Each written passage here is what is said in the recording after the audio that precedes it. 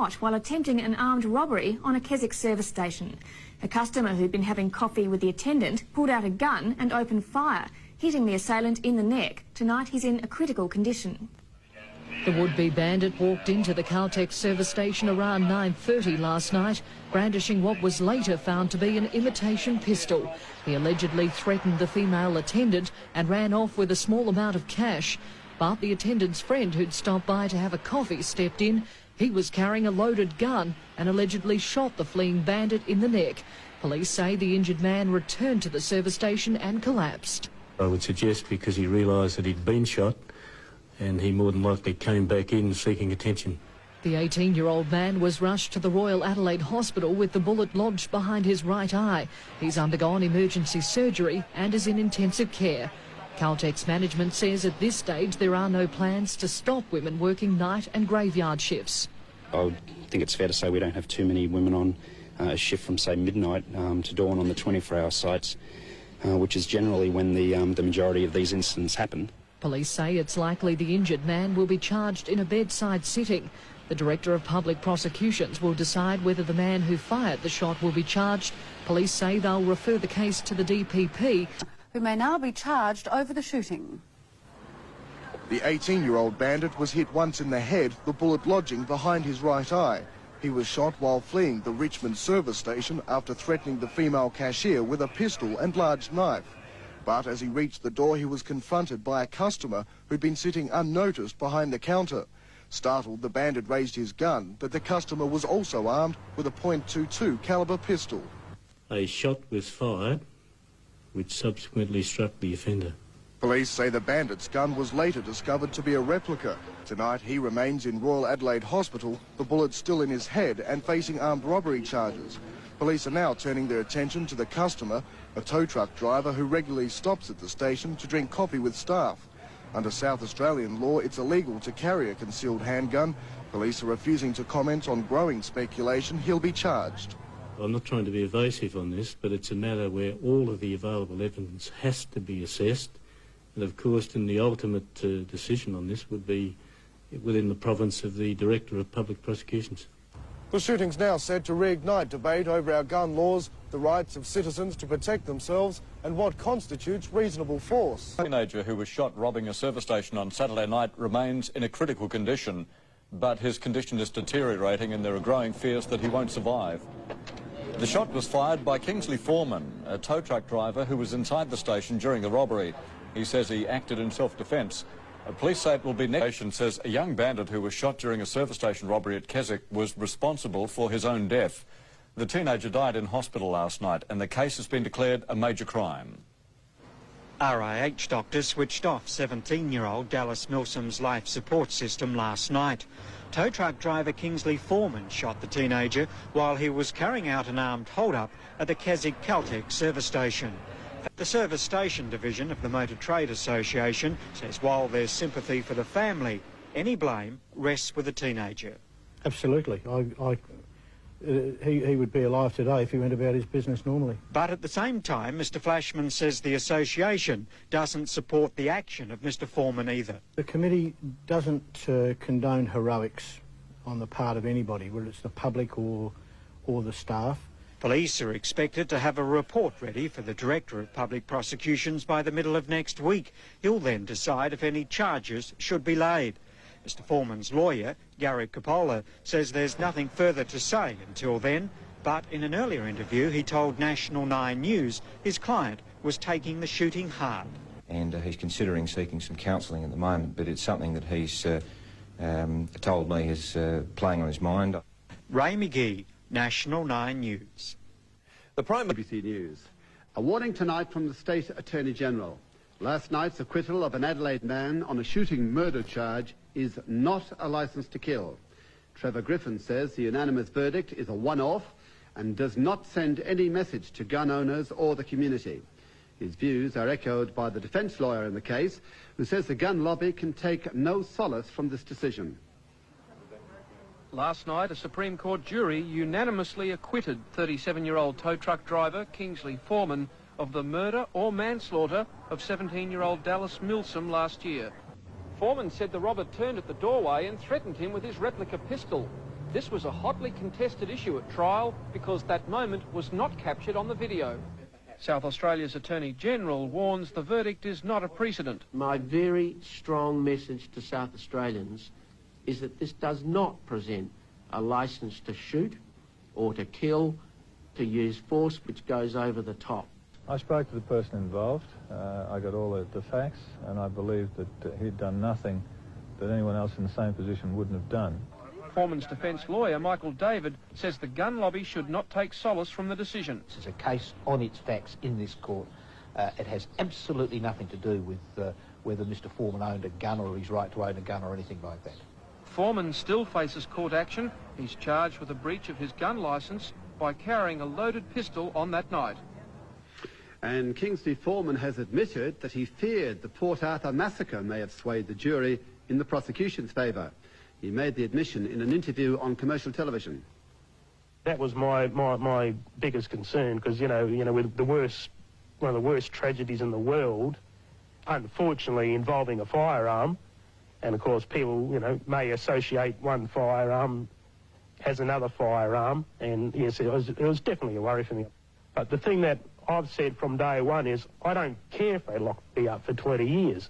I knew at the time I did what I had to do, and I had no other choice. Well, obviously, I hope it never happens again. I hope it never happens to anyone, but I've got no way of saying even now what I would do. Queensland.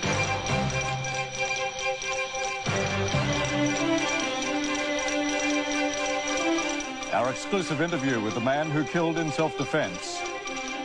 And next episode tonight, the Public Service Association is claiming a victory in the prison officers' dispute. First, the Kingsley Foreman acquittal.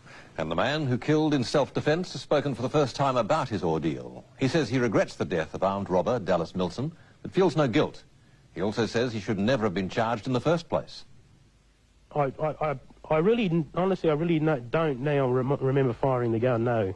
It was a split-second decision that cost one life and changed many others forever. I regret that a young fella is dead, but at that time I had no other choice to do but what I did. In his first interview since the shooting and trial, Mr Foreman says he should never have been charged. He believes the decision was politically motivated. There was no other choice, it was either, fire the gun like I did or basically be dead. Sure, it turns out now it was a replica gun, but of course, you don't know. It was October 14 last year Mr Foreman propelled himself into the centre of a national firearm debate. But Mr Foreman admits he feared the Port Arthur massacre would swing the jury in the prosecution's favour. I must admit that was my biggest concern, because with one of the worst tragedies in the world, unfortunately involving a firearm, and of course people may associate one firearm as another firearm, and yes, it was definitely a worry for me. Mr Foreman maintains Dallas Milson left him with no choice, that it was an instinctive shot fired in self-defence, a version of the night's events the jury obviously believed. But there are still those today that think he should be behind bars. Well, I wouldn't say anything to him, but the thing that I've said from day one is I don't care if they lock me up for 20 years. I knew at the time I did what I had to do, and I had no other choice. Mr Foreman will now return to work, start repaying his massive legal bill, and try to put the incident behind him. Well, obviously, I hope it never happens again. I hope it never happens to anyone, but I've got no way of saying even now what I would do. Nick Cahern, National 9 News. And later in the news hour, more of Kingsley Foreman's remarkable story as he talks with Ray Martin. There have been mixed reactions to the not guilty verdict. Some are hailing it a victory, others say it may have taken the gun control campaign backwards. And the State Attorney-General has a clear message. My very strong message to South Australians is that this does not present a licence to shoot or to kill, to use force which goes over the top. This from South Australia's chief lawmaker. I think it would be wrong for anyone to draw a conclusion that because Mr Foreman was acquitted, that others will be acquitted. Each case will be judged on its merits. With the trial now over, the Sporting Shooters Association is on the phones, raising money for Kingsley Foreman's defence costs, describing the acquittal as a victory for justice. It says Mr Foreman should never have been charged. I believe that anybody should be able to use anything to defend their life when they are threatened. But the state's gun control lobby says the case may have taken its campaign a step backwards. The public is now so magnificently responding to the tragedy of Port Arthur. The message has got to be, don't stop the drive we've now got, the momentum we've now got, to wipe guns out of our culture in Australia. The Foreman case has placed the spotlight on our self-defence law. The state government says there are some difficulties and is currently reviewing it. It wants the law simplified so it defines what's acceptable as self-defence in certain situations. Nina Stevens, National 9 News.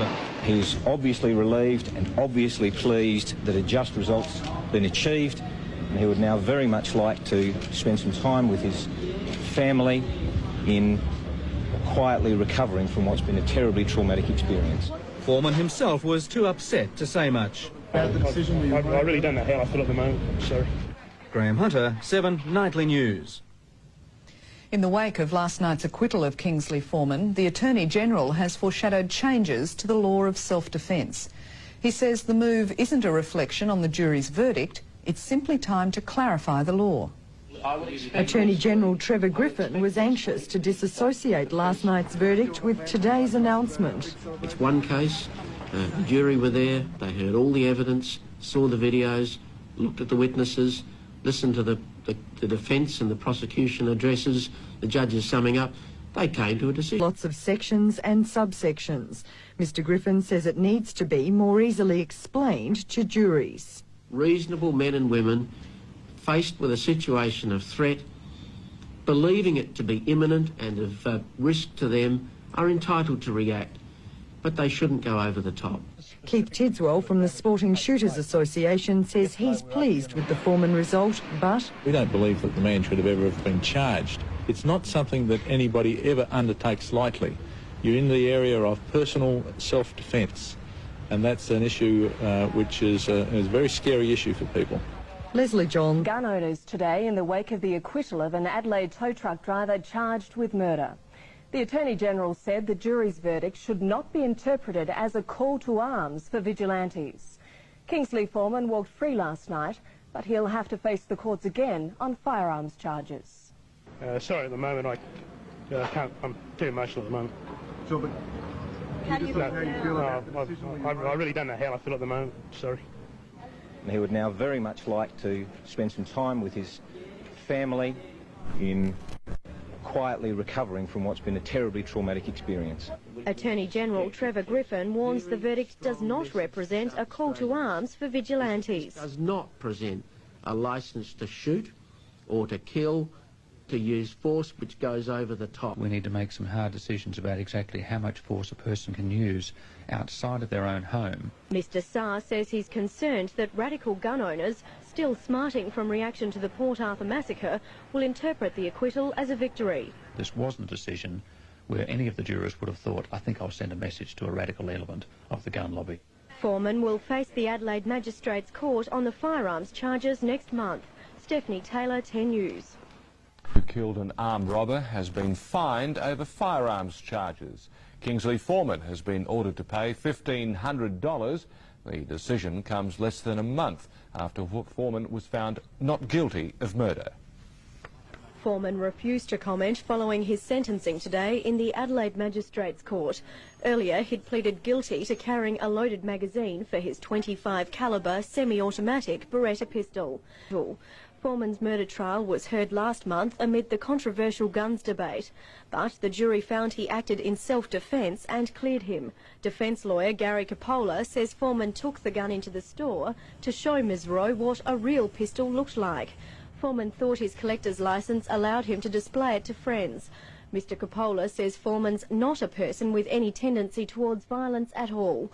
What happened on this evening was purely a tragic coincidence. Magistrate Bill Ackland says Foreman deserves considerable credit for his early guilty plea. He stressed Foreman was only charged with carrying a firearm and not the use of the gun. Instead, the magistrate fined him just over $1,500. Foreman's also been ordered to forfeit his gun and licence. Stephanie Taylor, 10 News.